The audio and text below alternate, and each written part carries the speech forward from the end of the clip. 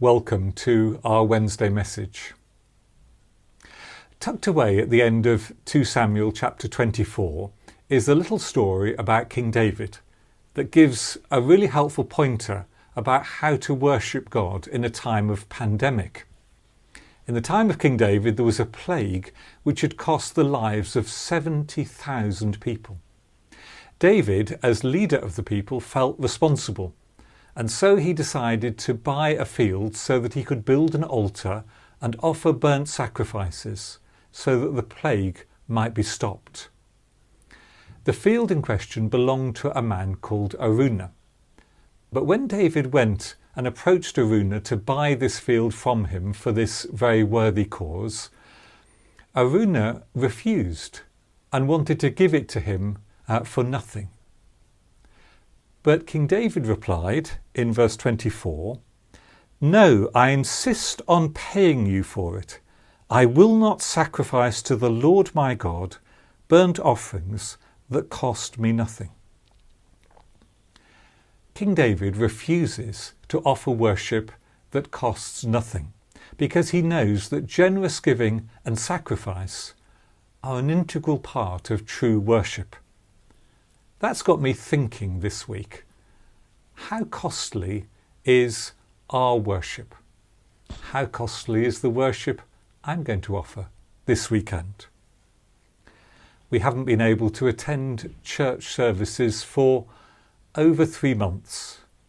Hopefully that will end soon. But in that time, we've discovered ways of worshipping God online that have been a lifeline to many. But have we maintained our generous giving to God's work? Have we increased it? The mission of the church has continued unabated all this time. Clergy have learnt new skills in leading worship online and in mastering technology. The hungry have been fed in very practical ways through food banks and soup kitchens. The sick have been ministered to. The dying and bereaved have been offered the comfort of the gospel of salvation in Jesus Christ. And all this work costs money. But the one thing I've noticed in all the wonderful online services that I've been able to share in is that money has scarcely been mentioned at all. It's as if our English reserve has kicked in all over again. We don't like talking about money. How different our brothers and sisters in, for example, the Diocese of the Free State in South Africa, which I visited a while ago. There, the offertory in the townships was the most joyful part of the Eucharist, with dancing and singing and clapping and drumming, as people gave with exuberant joy out of the little that they had. King David knew that generous giving is an integral part of true worship. And so he said, "I will not sacrifice to the Lord my God burnt offerings that cost me nothing." So how costly is the worship that we're going to offer to God this weekend? Now is a good time to review how much we give and also how we give.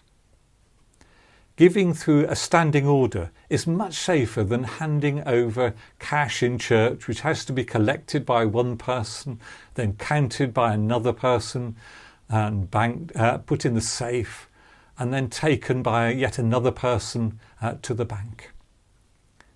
Giving online makes life so much easier for our hard-worked treasurers and sidesmen. And if you've thought about giving directly through the bank, but aren't sure quite what to do or how to go about it, why not this week have a word with your church treasurer? Or if you want further guidance, it's available on the website on the link below on your screen now. May God bless you in your worship this weekend. And however or wherever we worship, let's remember the example of King David, who said, "I will not offer to the Lord my God burnt offerings that cost me nothing."